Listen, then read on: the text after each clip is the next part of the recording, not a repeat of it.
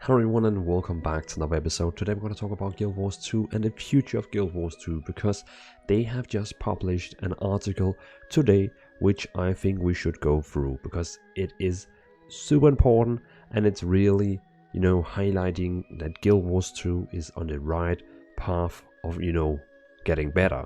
So let's go directly to it. So as you can see now here, they have today published ArenaNet Studio Update July 2021. And you probably think, oh, it's gonna be something boring about, oh, the studio has got a new ice machine or water tap machine or something like that. And no, it is much better than that. And trust me. So because when we go, well, we can start with this very beautiful art, which is from the Kanta, the new region we're going to get in End of Dragons, the next expansion, but that's off topic. If we go down in the text here, there's coming a lot of interesting things.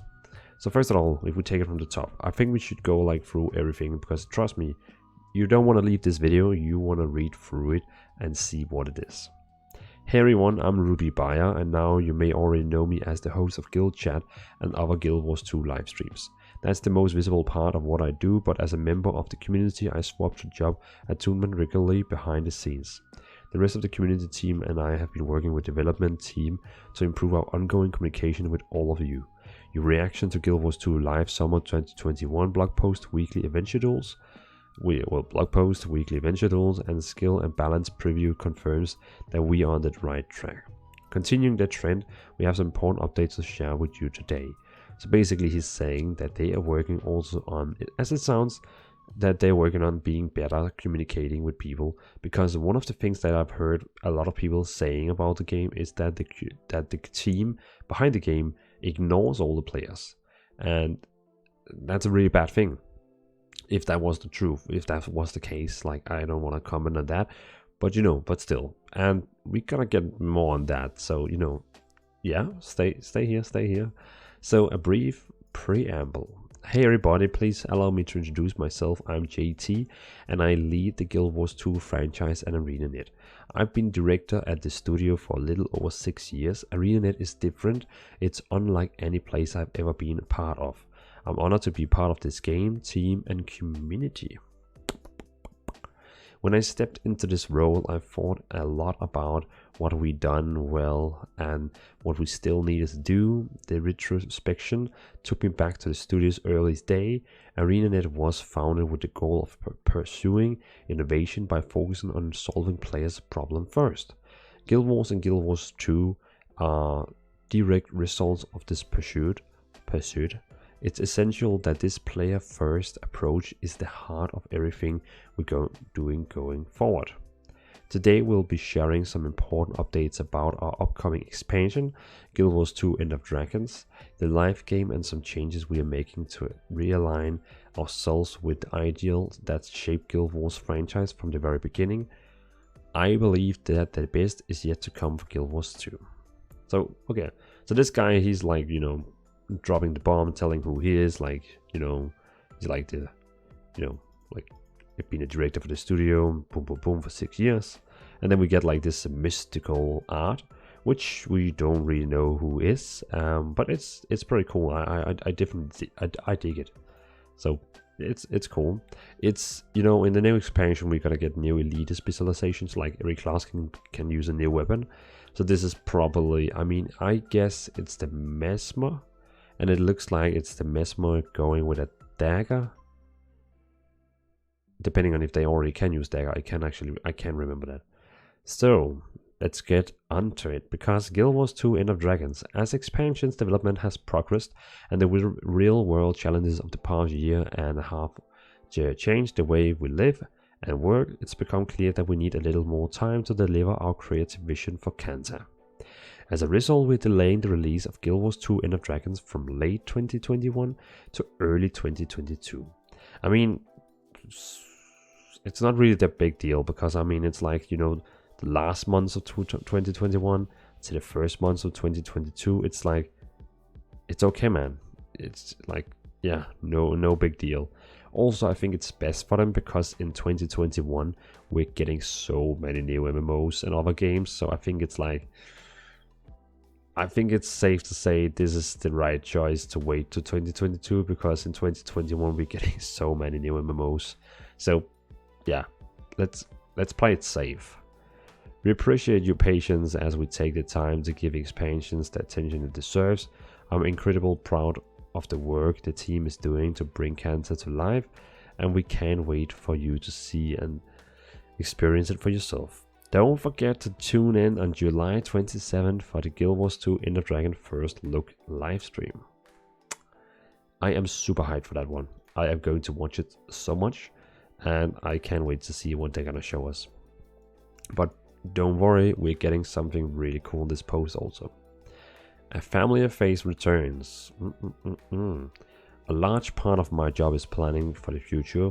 We have some big plans in store for Guild Wars 2, and ambitious plans require ambitious leaders. I knew when I needed a partner to help share the load in order for us to achieve our long-term goal and deliver the game experience you deserve.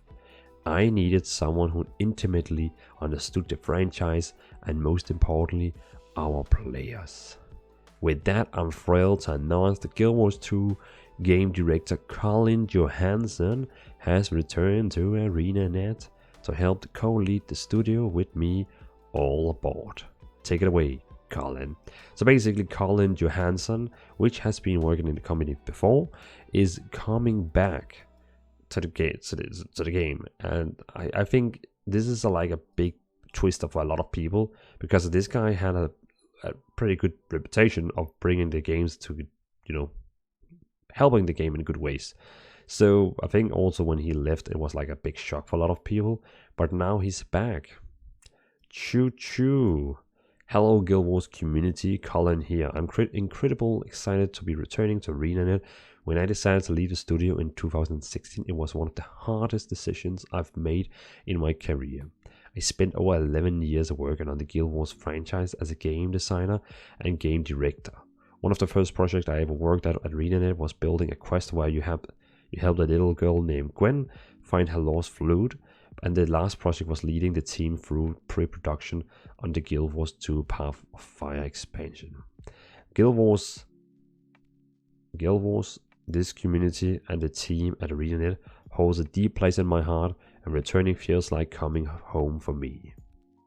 So sweet.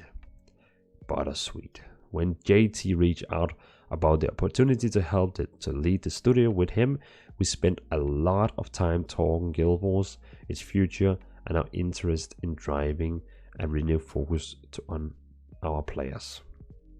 Bringing the player perspective into our development process is a huge part of what made Guild Wars a successful franchise from the beginning.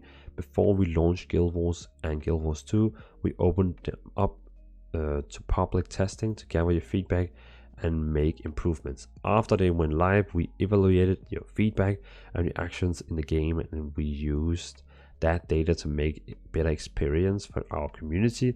We want to keep improving in this area in the future.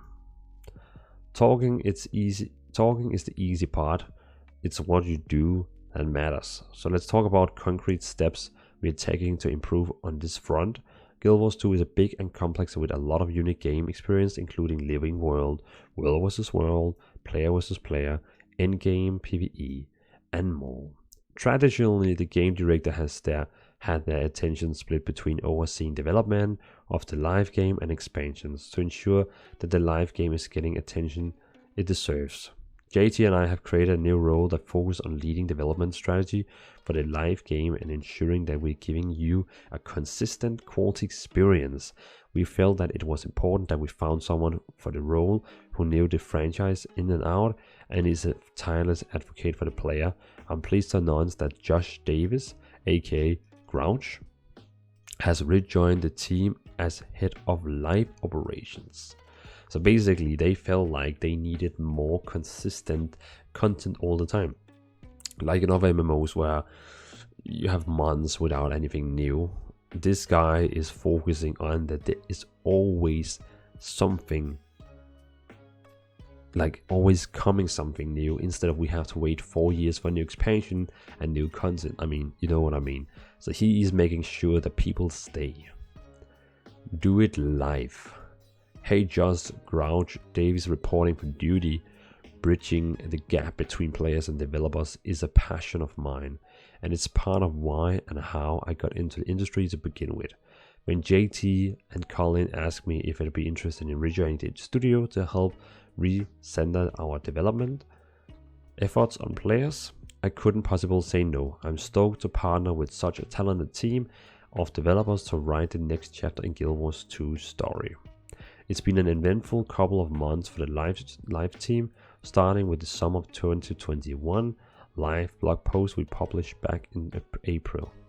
It's a little nerve-wracking to publish detailed release dates that are far in advance. Game development can be a little unpredictable at times, but in general, I believe the benefits outweigh the risk, and we intend to push for this level of communication as much as we're going forward. It's new territory for ArenaNet, but we're excited about this direction. In addition to Living World Return, that roadmap announced some major additions coming to the game this summer, namely the Twisted Marionette and the Legendary Armory. We prioritize these features because we know they're important to you. You told us as much with that in mind.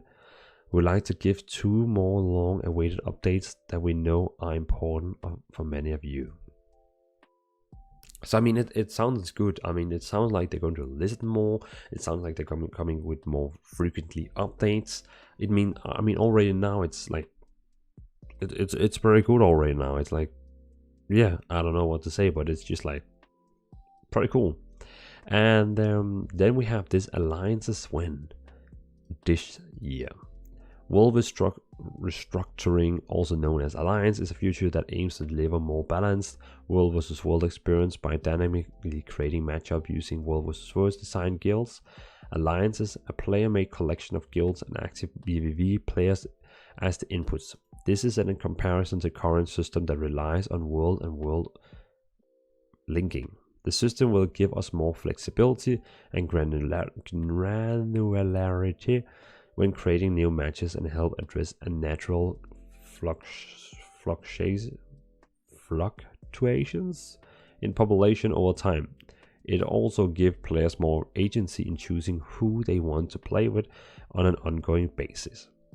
World restructuring is a big change to World vs. World, and we want to get it right. We heard a lot of your feedback on the systems, thousands of posts over the years. It's clear that it isn't totally consensus on how the future should work. And that's okay. It's a big fundamental change to how the mode works, and that can be daunting. In the past, we've sometimes made the mistakes of releasing the final version of the future and finding that it didn't quite meet your expectation, meaning that we wasted time and resources. To avoid that, we're going to do things a little different this time around to make sure that your voice can help inform the development of World Restructuring.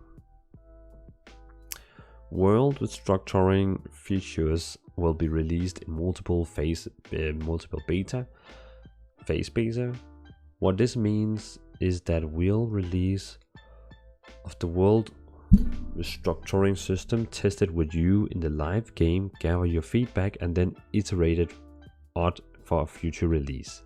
The feature components will be functional but not fully polished, meaning we can more easily react to your feedback without having to rewrite a bunch of code. Once we work with you to lock down the design and implementation, we'll polish it up and take it out of beta.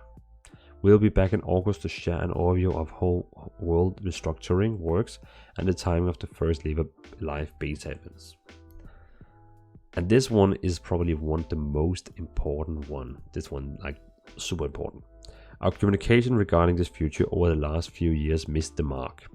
In the past, development priorities shifted away from World vs. World, and unfortunately, both World Restructuring and our players suffered as a result.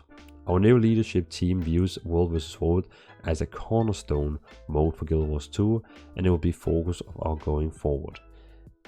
Exactly, because they are actually confirming that they have kinda ignored World vs. World and going a bit away. You know, it's not been in the scope, But that's what they're gonna say now. They have admitted for themselves that World vs. World is one of the main game objects in the game, and it has to get improved.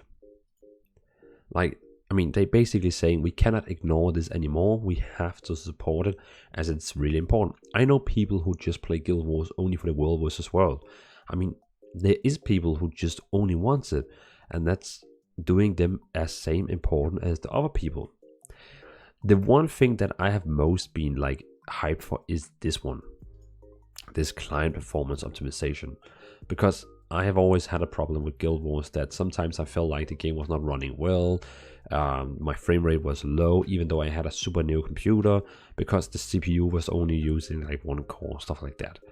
But it sounds like the problem is about to get fixed. We've heard you loud and clear. Guild Wars 2 needs better frame rates. We agree. We are actively working on upgrading our engine to DirectX 11, and we expect to be able to roll it out in an opt-in beta later this year. An important note is that upgrade to DirectX 11 itself isn't a magical fix for frame rates on its own. Some players may not notice the difference at all. However, upgrading to DirectX 11 opens a lot of doors for improving performance, CPU multi-threading. For instance, it also paves the way for some potential graphic upgrades down the road. Oh yeah, I like where this is going. CPU multi-threading, yes please, and also potentially graphics upgrades down the road. So that means they have kind of confirmed that we are gonna get graphic upgrades in the future. I like that. That is super cool.